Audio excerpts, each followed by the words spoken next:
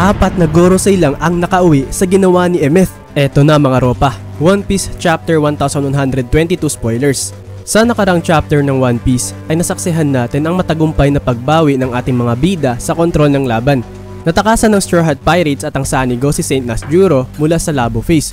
Ginulpi naman nila Bonnie at Luffy si Saturn kung saan nagtapos to sa pagkahulog ng Gorosei sa karagatan. At si Emeth naman ang humarang kina Saint Jupiter at Warcury. So ang unang detalye sa spoiler ay itong Emeth versus Gorosei. Di nga natin alam kung ang 5 Gorosei itong humarap kay Emeth sa puntong ito. Since wala na nga sa laban sina Saint Mars at Saturn dahil kay Luffy. Si Saint Nasjuro naman ay nagtamo ng pinsala dahil kay Atlas. Kaya baka si Jupiter at Warcury lang itong kaharap niya. Gumamit nga daw dito si Emeth ng isang dambuhalang haki attack.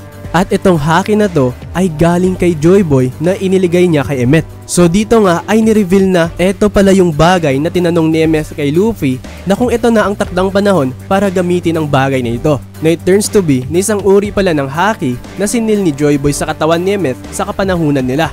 At dahil nga sa ataking ito ay napabalik ang 4 na Gorosei sa Marijo, maliban na lang kay Saturn. So di pa nga natin alam kung ba't ang 4 na Gorosei lang ang napabalik. Dahil nga ba to sa nahulog si Saturn sa karagatan? And since 4 itong napabalik ni Emeth, maaring 4 nga talaga ang hinarap niyang Gorosei dito sa chapter. Marami ang discussion sa One Piece community patungkol sa bagay na ito. Sinasabi nila na kaya ang 4 na Gorosei lang ang bumalik sa Marijo ay dahil sa mga summons nga lang sila. At si Saturn naman ay marahil nakabalik din at instead sa Marijo ay nasa isa sa mga barko ng mga Marines kung saan natin siya huling nakita bago siya lumapag ng Egghead. Well, theory lang naman yan mga ropa.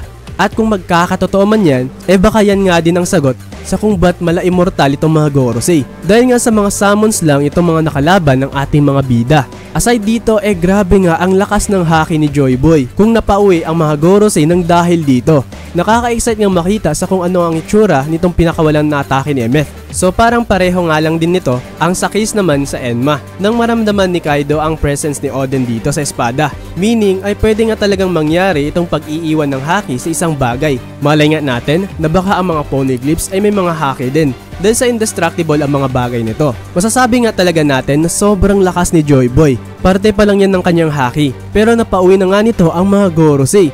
Then ipapakita nga rin daw ulit si Joy Boy dito sa chapter na naka-silhouette pa rin. Pero this time ay mas detalyado nga raw to. Nakaka-excite nga din ito dahil sa baka magkakahint na nga tayo sa kung anong klaseng nilalang si Joy Boy. Isa ba siyang buccaneer, giant, o di kaya isang normal lang na tao na kagaya ni Luffy. At ang huling detalye naman sa spoiler ay sinabi nga ditong tagumpay ngang nakatakas ng Egghead Island ang ating mga bida. Meaning ay naipanalo nga nila itong napakatinding laban na naganap. Pero wala pa namang confirmation kung officially nga bang mapupunta na rin tayo kagad sa Elbaf Arc. Na baka bago muna yan ay papakita pa ang sitwasyon ni Saturn kung ba't di siya nakabalik sa Marijo katulad sa 4 na mga Gorosei. Well, yan na nga ang kabuuan ng spoiler. At kita-kits tayo ulit sa pag-release ng full manga ng chapter 1122. So kung nagustuhan nyo man ang ating video, ay huwag po sanang kakalimutang mag-iwan ng like sa atin. At pakibalibag na rin ang subscribe button at notif bell na sa sobrang laking tulong po niyan sa ating channel. Maraming salamat po sa panunood. At hanggang sa muli, mga ropa.